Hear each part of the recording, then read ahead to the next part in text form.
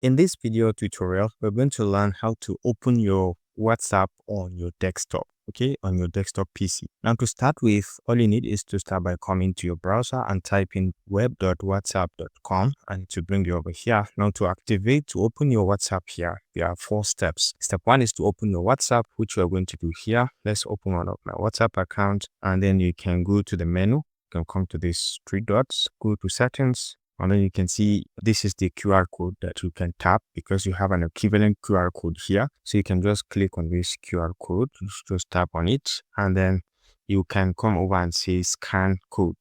And once you say scan code, you can now move and center it towards. So you can put it at the center once it scans.